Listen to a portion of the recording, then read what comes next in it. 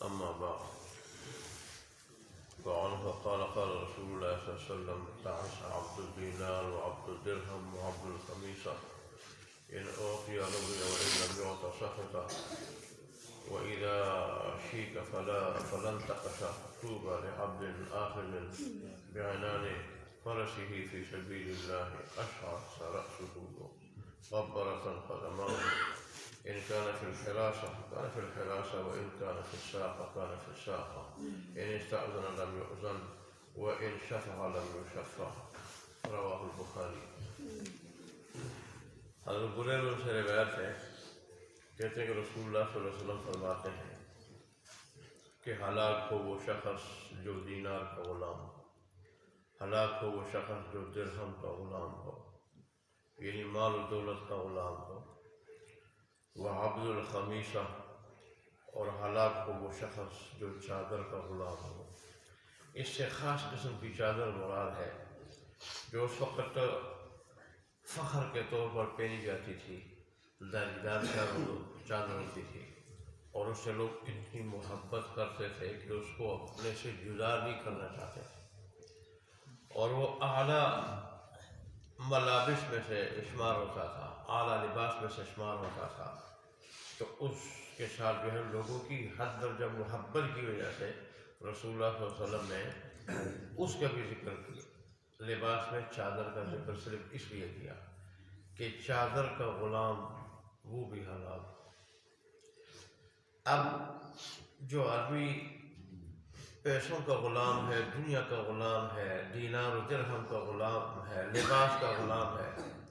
اس کا حال یہ ہے کہ اعطی رضی، اگر اسے کچھ مل جائے تو راضی ہوتا ہے، اگر اسے کچھ دیا جائے تو راضی ہوتا ہے، خوش ہوتا ہے، وَإِن لَمْ يُعْطَ، اور اسے نہ دیا جائے تو سخط ناراض ہوتا ہے۔ رسول اللہ صلی اللہ علیہ وآلہ وسلم نے یہ جو ارشاد فرمایا، اس کے دو مطلب ہو سکتے ہیں۔ یا تو یہ کہ اس قدر لالچی ہوتا ہے کہ اس کی نظر لوگوں کی جیبوں پہ ہوتی ہے، لوگوں کی، خاص کر مالدار لوگوں کی جیبوں پہ اس کی نظر ہوتی ہے، اگر اسے مالدار لوگ کچھ دے دیں تو راضی ہوتا ہے، اور اگر وہ نہ دیں، کچھ نہ دیں تو ناراض ہوتا ہے۔ اور اس سے مراد یہ بھی ہو سکتی ہے کہ اللہ تبارک و تعالی اگر اسے کچھ دے تو راضی رہتا ہے۔ وہ جو اس کی خواہش ہوتی ہے کہ دنیا میں عیش و عشرت میں رہے، عیش و عشرت، بس مال و دولت ہی اسے ملے گا، اس کا ہر کام، اس کی تب تو ہر کام اس لیے ہو کہ مال و دولت حاصل، گویا دنیا میں وہ آیا ہی مال و دولت کے حصول کے لیے، اور مقصد زندگی اس کا کیا ہے؟ وہ حصول دولت۔ تو ظاہر ہے ایسا دنیا پرست آدمی اور دنیا دار آدمی جب اللہ تبارک و تعالیٰ اس کی خواہش کے مطابق اسے دنیا دے تو خوش ہوتا ہے، راضی ہوتا ہے، اور اگر اللہ تبارک و تعالیٰ اسے نہ دے تو پھر ناراض ہوتا ہے، اللہ تبارک و تعالیٰ کے بارے میں شکوے شکایت کیا کرتا ہے۔ آگے رسول اللہ فرماتے ہیں کہ یہ دنیا پرست آدمی اللہ کو اتنا برا لگتا ہے، برا لگتا ہے، برا لگتا ہے،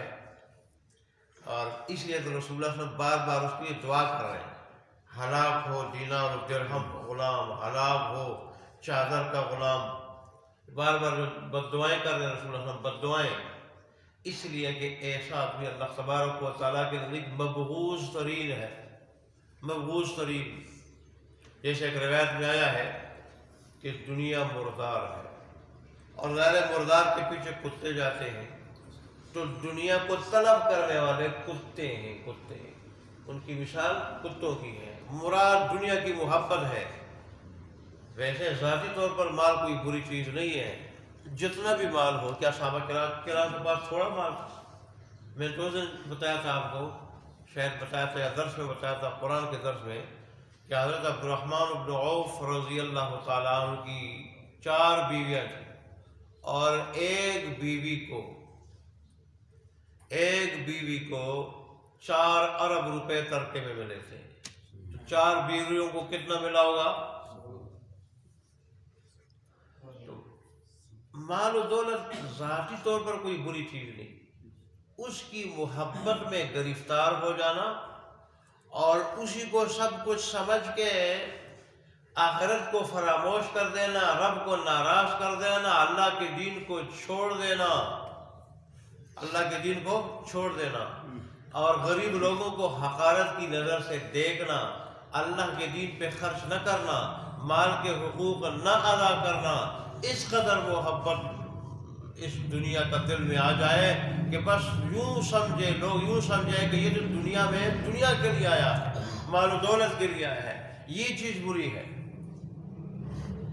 تو رسول اللہ نے فرمایا ایسا آدمی اللہ کے نزدیک جو ہے نا وہ اتنا برا مبغوض ہے کہ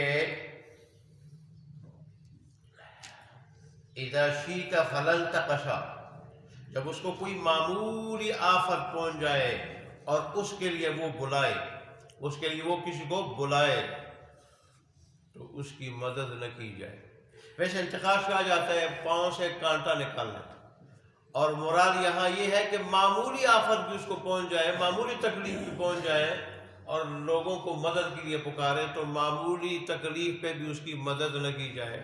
ظاہر ہے بڑی آفت آ جائے تو اس میں بدر جاؤ اس کی مدد نہ کی جائے۔ حالانکہ دیکھیں ویسے تو اللہ اور اس کے رسول صلی اللہ علیہ وسلم یہ کہ تعاونوا علی البر والتقوی، تم ایک دوسرے کا تعاون کیا کرو،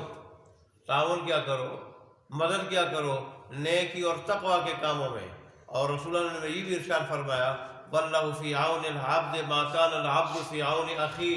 اللہ تبارک و تعالیٰ اپنے بندے کی مدد میں لگا رہتا ہے جب تک بندہ اپنے مسلمان بھائی کی مدد میں لگا رہتا ہے۔ لیکن یہ آدمی اللہ کو اتنا برا ہے کہ رسول اللہ نے فرمایا کہ اگر معمولی تکلیف بھی پہنچ جائے اس کے لیے پکارے بلائے تو اس کی مدد نہ کرنا۔ آگے رسول اللہ صلی اللہ علیہ وسلم کیا فرماتے ہیں طوبی لعبد آخذ بعنان فرسہ فی سبیل اللہ، خوشخبری ہو اس شخص کے لیے کہ جو ہر وقت اپنے گھوڑے کی لگام پکڑ کے کھڑا ہو اللہ تبارک و تعالیٰ کے راستے میں لڑنے کے لیے، جہاد کے لیے، اور اللہ کے راستے میں اللہ کے دین کی سربلندی کے لیے، اس کی حفاظت کے لیے اور دین کے لیے اسفار کی وجہ سے، سفروں کی وجہ سے اشحص رأسہ، اس کے بال پراگندہ ہو، مغبرۃ قدماہ، اس کے پاؤں گردآلود ہوں، ان کان فی الحراسہ کان فی الحراسہ، اگر اس کو لشکر کے اگلے حصے میں جانے کا کہا جائے تو وہاں پہنچ جائے، وَإِن كَانَ فِي السَّاقَةِ كَانَ فِي السَّاقَةِ، اور اگر اس کو کہہ دیا جائے کہ تم لشکر کے پچھلے حصے میں چلا جاؤ تو پچھلے حصے میں چلا جاتا ہے، مطلب امیر کی اور لوگوں کی بات مانتا ہے اور دین کی خدمت کرتا ہے، دین پہ عمل کرتا ہے، دین کے لیے مر مٹتا ہے، اور دنیاوی حالت اس کی یہ ہو اِذَا اسْتَأْذَنَ لَمْ يُؤْذَنْ، کہ دنیاوی تقریبات میں اگر وہ شرکت کی اجازت مانگے تو اس کو اجازت نہ ملے، اجازت نہ ملے، وَإِن شَفَعَ لَمْ يُشَفَّعْ، اگر وہ کسی کی سفارش کرے تو اس کی سفارش قبول نہ ہو۔ تو دیکھیں ایک تو دنیا میں گرا ہوا ہے، دنیا داروں کی نظر میں گرا ہوا ہے، وہ اس کو کوئی وقت نہیں دیتے، لیکن اللہ تبارک و تعالیٰ کے نزدیک وہ اتنا مقام والا ہے، اتنا مقام والا ہے کہ رسول اللہ فرماتے ہیں کہ ایسے آدمی کو اچھے مقام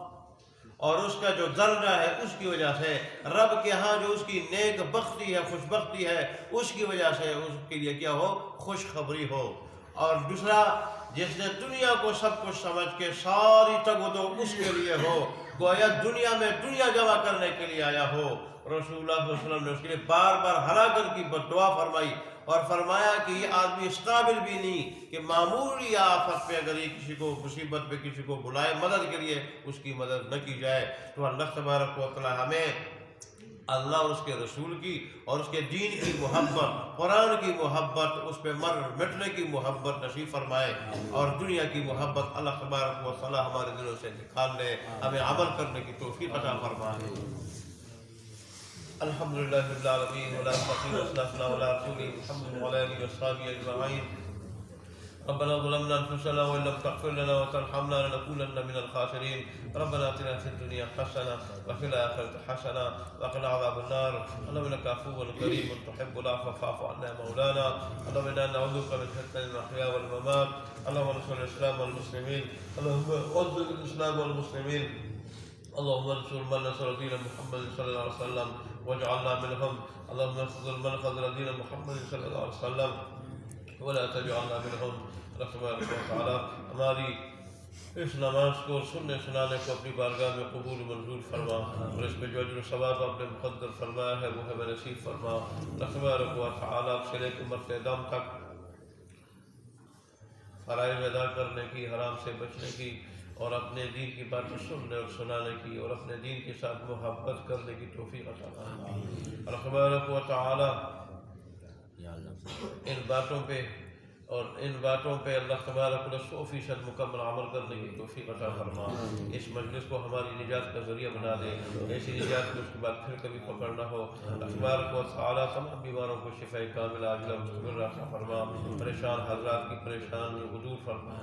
اور جو مقروض ہیں ان کو قرضوں سے نجات دے دے. خصوصاً درس والے ساتھیوں میں سے یا ان کے متعلقین رشتہ داروں میں سے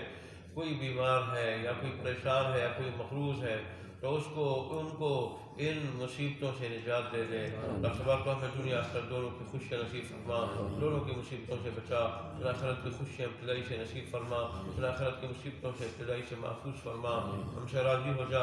ایسا راضی ہو جا کہ پھر کبھی ناراض نہ ہو. ہماری دعاؤں کو قبول منظور فرما. آمین یا رب العالمین یا حی یا قیوم.